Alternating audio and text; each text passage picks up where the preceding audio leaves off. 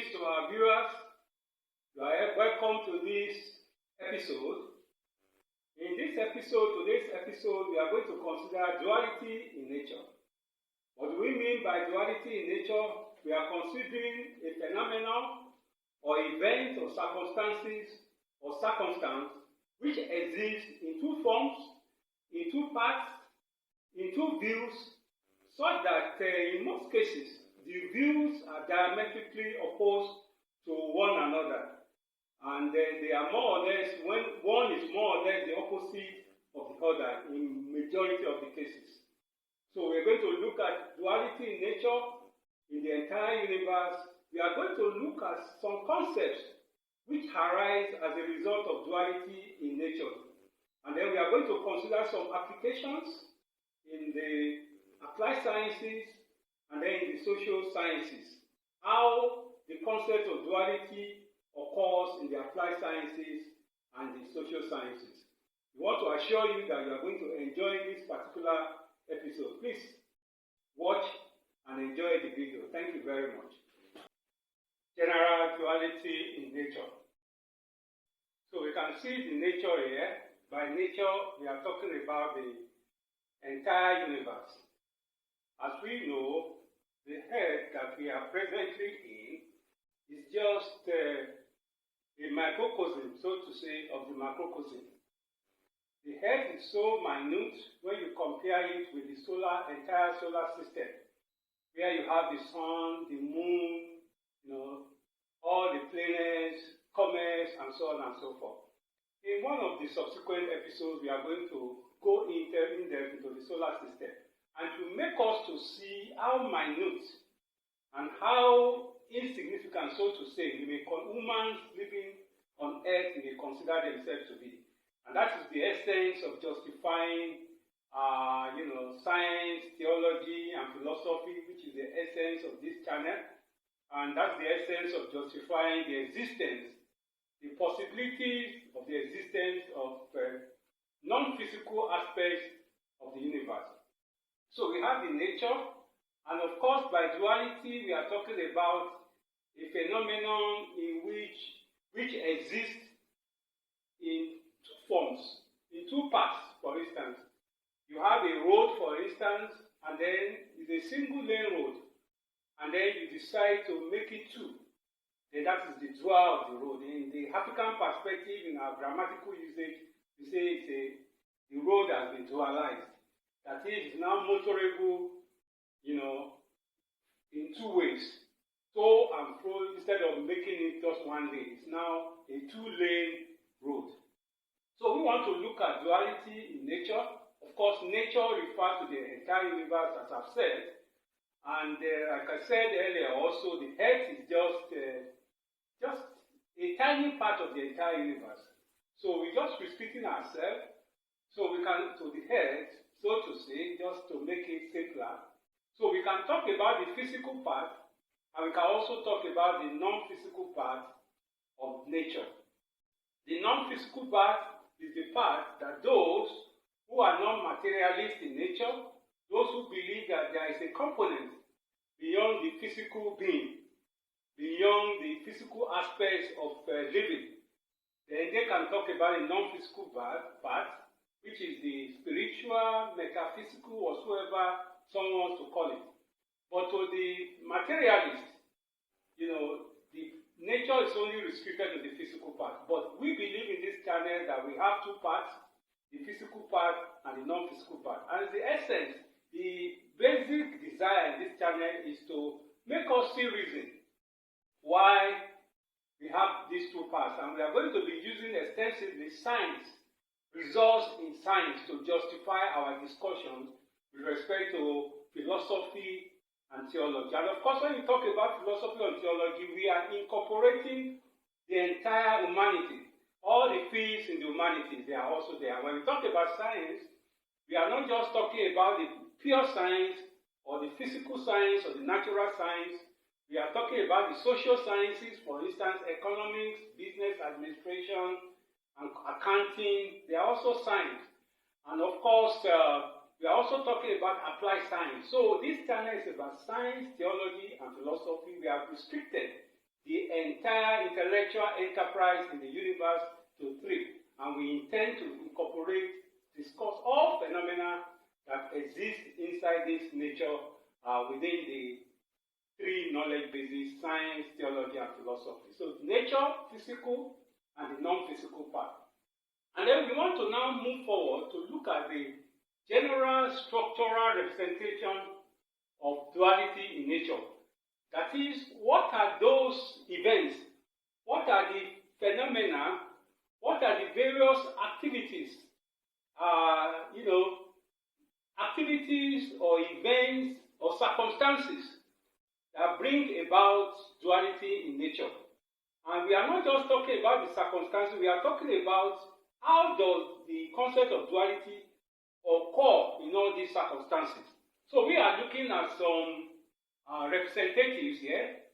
We have on. The dual of on is off. When you talk about, you can switch on the light, you can switch it off. You can talk about true, you can talk about false. Whatever I'm saying may be true, it may also be false. This statement is true, or this statement is false.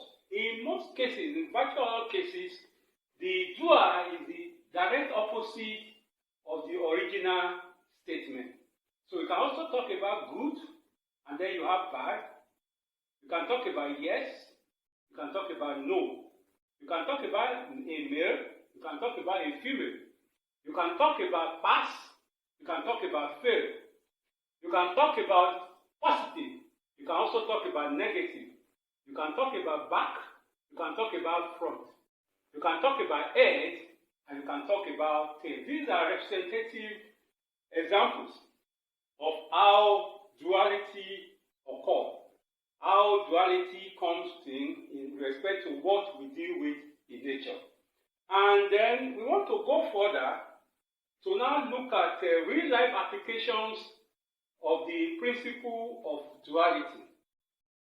We have said that this channel is about science, theology, and philosophy, and as much as possible, we want to use science to justify the theology and the philosophy. Because it's often believed that theology and philosophy, or humanities, or the arts, that they can't be related to science.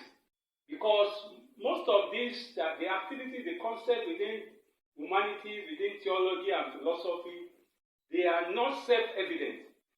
Whatever the result is going to be determined by the arguments that I put forward with respect to those things. Except science, where you have to perform experiments, your 2 plus 2 will be 4. And I can justify that by starting, for instance, from piano, arithmetic, 1, 2, 3, then I can use that to now say 2 plus 2 is 4. We will go deeper.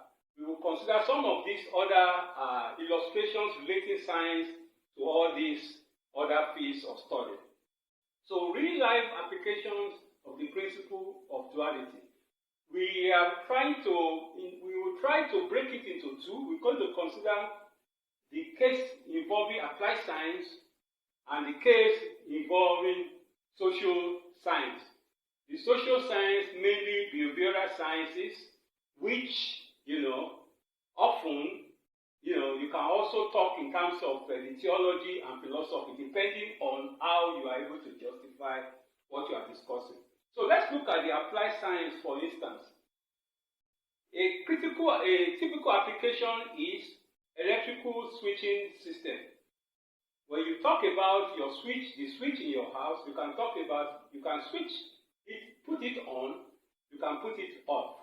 When you put it on, the light comes. When you put it off, the light goes off. So that's a typical example of duality, an application of duality, the realization of duality. As we know, science tries as much as possible to use the inherent principles and laws of nature to create and recreate things. All the laws are there, but science rediscovers and then makes use of all those laws to create and recreate. And then applied science now makes use of the results arrived at through the natural sciences, through investigation, the pure sciences, and then try to bring out physical products that we can see, like a motor, a vehicle, like a television, and so on and so forth. So electrical switching system is an example of duality that we are considering off and on. Another example is the electrical wiring. When you look at the typical wire, when you want to connect, you have the positive and you have the negative. The positive pole and then the negative poles.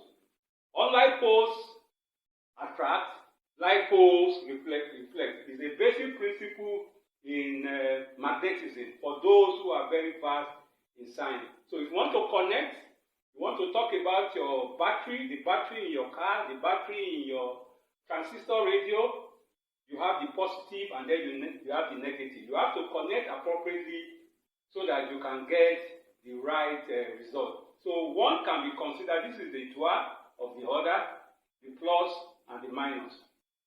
And of course, you can also talk about the computer binary logic space. Of course, we know that the computer system is based on binary system 0, 1. The standard in the computer system, you have the American Standard Code for Information Interchange, Extended Binary Coded Interchange System, and Unicode. We don't want to go into all that. But we just want to say that when you operate the computer system, it's based actually on 0, 1, which is the machine language. Because you can always justify, you can say 1 is 0, you can talk about 0, you can talk about 1. And when you have combination of that, you have what is called the coding, the codes, and then that leads to the coding system. That is exactly the machine language, the language of the computer machine. Initially, when the computer was invented, the present stored product computer, because we had a different type of computer until the 1940s, during the time of the Second World War, when a new design came in, where you have the stored product. Before that, you could have the computer and you don't have the facility to store the results inside the system. So that was the time that you have the machine language. People used to program in machine language. Then it was observed that it was difficult to program in machine language. Then later it became assembly language, where you use symbols to represent the states. And then later there came the high-level programming languages, whose syntax is quite close to the conventional human language. We don't want to go too far from what the focus of this channel. Maybe sometimes later we'll focus on the relationship among the machine language, the assembly language, and the high-level programming language. But that will mainly be of interest to the scientists, the computer scientists, and all those who want to have deep knowledge about the structure of the computer system. We now move to the social science aspect. We said we are looking at the real-life applications, both considering the applied science aspect, which we have considered electrical switching system, electrical wiring system, computer binary logic space. We want to move into social science for us to see the relevance and the existence of duality in all that we have been, all our activities from time to time. The essence of this channel is to make us to see things that have already existed, which we might not have taken note of. We want to see the connection among the various activities, various knowledge spaces in the world. And we want us to also, in these channels, know that the laws are already there. The laws of nature have been there, not just discovered now, not just existing now. They have been there from the time of creation, thousands, millions of years from now. But we as intellectuals, we are just rediscovering. We are discovering all these laws, and we are discovering them so that we can make use of them for the betterment of mankind. And of course, we have just been able to discover just a tiny portion. So we'll keep on discovering, and many of the things that we regard to be fiction, to be impossible, with time we will realize them, just as it has happened before with respect to so many other activities that were previously considered in science fiction books, but later became reality, like the aeroplane, as we mentioned earlier, and the robots. So we want to look at the Ifa divination system as an example. The Ifa divination system is a traditional practice, spiritual practice of the Yoruba people of southwestern Nigeria. It's a practice, and researches of recent have come out to show that the system follows the pattern of computer science. We are doing a lot of research in this area. The presenter is also involved in research in this area, and some of the results have been published. There are some that we are still working on. So the Ifa divination system there are two particular forms of divination system, but we just zero in on one, because later on in subsequent episodes we are going to focus on Ifa divination on its own. But today we just want to emphasize the fact that it has a knot, because you have a divining chain, and on the divining chain you tie some 8 knots on the divining chain, 4 on the left hand side, 4 on the right hand side, before you now throw it.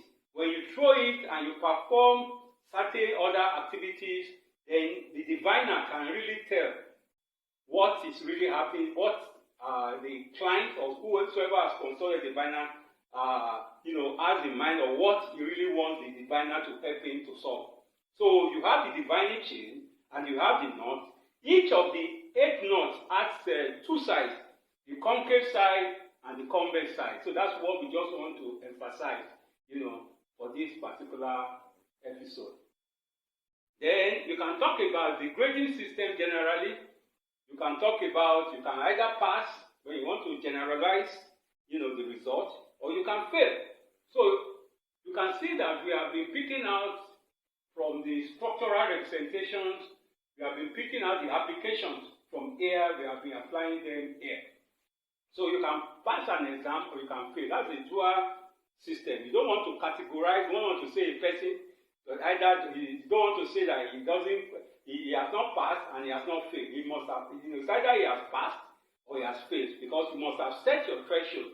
You may say it's 70%, you may say it's 60%, and so on and so forth. So it's an example of duality. Then we can also look at the coin, the monetary coin that we use. Of course, people can toss a coin, you can say head or tail, you throw it, it has 2 sides. Okay, it's either head or tail. And even if you pick the currency note also, you can either have the front or the back. So that is duality. So that is the manifestation of duality in nature. And also we can look at the conventional, the regular marriage system. When two persons, want to marry, conventionally, that's why I've said regular. You have a male marrying a female. These days, we have started having, distortions with respect to the regular marriage system. But we are focusing on the normal one, the regular, what we have known until the recent past, when you have male marrying male, female marrying female. That is not the normal, in the order of things in the universe.